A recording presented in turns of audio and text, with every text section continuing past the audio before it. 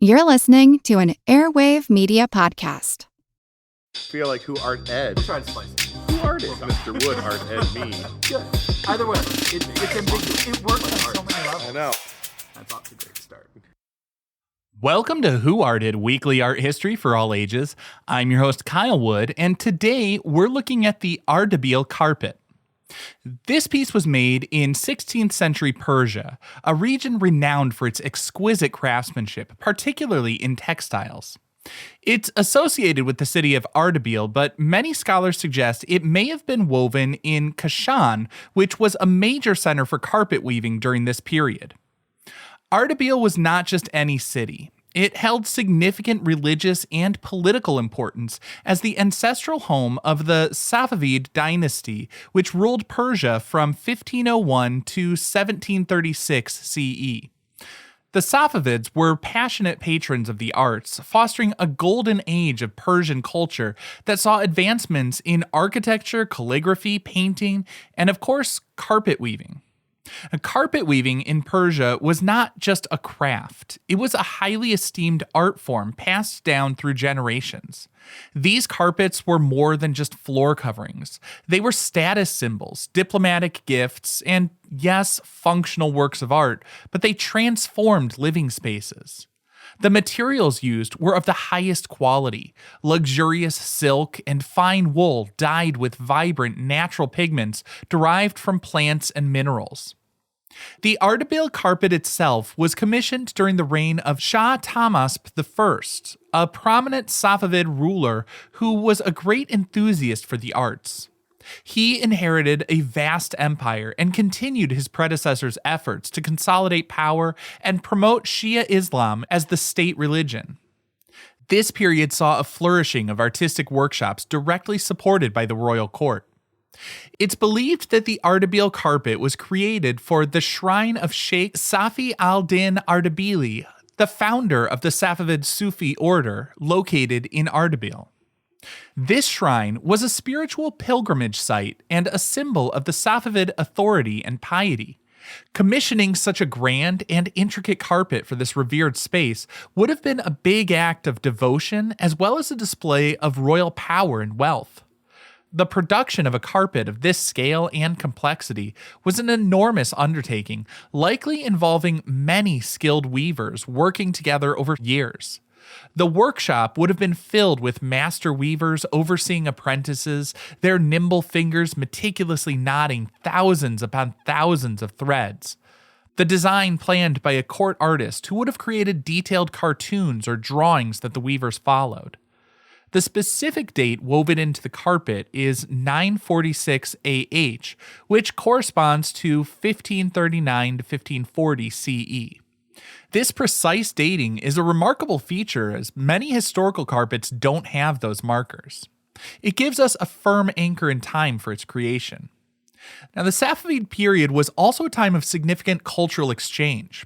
Persia was a sort of crossroads of civilization, and its artistic traditions absorbed influences from various regions, including China and India, while simultaneously exporting its own unique aesthetic.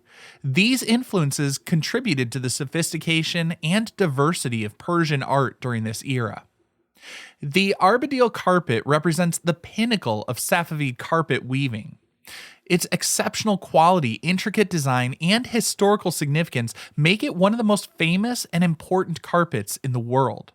So let's take a moment to think about what makes this such a special work. Now, first off, it is huge. It measures about 10.5 by 5.3 meters, which would be around 34 feet 6 inches by 17 feet 5 inches. That size alone is impressive, but when you look at all the intricate details, it's just mind-boggling. The carpet is made of wool pile on a silk foundation, a combination that allowed both durability and the creation of very fine details.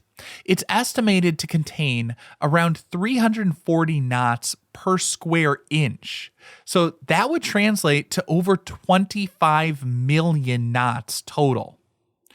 The carpet's design features a central medallion, a common motif in Persian carpets, and it's surrounded by an elaborate field of floral motifs, scrolling vines, and delicate arabesques. 2 mosque lamps hang from the central medallion, a unique detail that adds to its sacred context and is believed to symbolize the light of divine knowledge. The lamps are of different sizes, and this subtle asymmetry some people interpret as a deliberate human touch, perhaps to acknowledge that only God can achieve perfect symmetry. Around the main field, there's a complex border composed of various cartouches and panels filled with inscriptions and further floral patterns.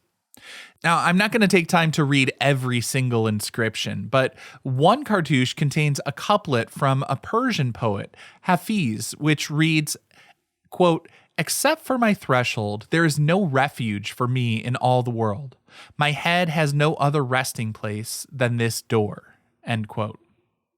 This poetic verse emphasizes devotion and humility, which is fitting for a carpet intended for a shrine. The abundance of floral motifs throughout the carpet evokes the idea of a lush garden, a recurring theme in Islamic art that reflects the concept of paradise as described in the Quran. As I said, the mosque lamps likely symbolize illumination and the divine presence, reinforcing that sacred purpose behind this carpet. The Ardabil carpet's significance extends far beyond its initial purpose, though. It's considered one of the finest examples of Safavid art and a masterpiece of Islamic art globally. It was acquired for quite a considerable sum, but its arrival at the Victoria and Albert Museum in London in 1893 helped elevate the status of Islamic art in Western collections. It's influenced countless designers and artists, and its patterns continue to inspire textile art and interior design to this day. The Ardabil carpet serves as a powerful testament to the artistic ingenuity and cultural richness of 16th century Persia, embodying a profound blend of craftsmanship, spirituality, and aesthetic brilliance. This concludes this week's episode of Who Arted, part of the Airwave Media Podcast Network.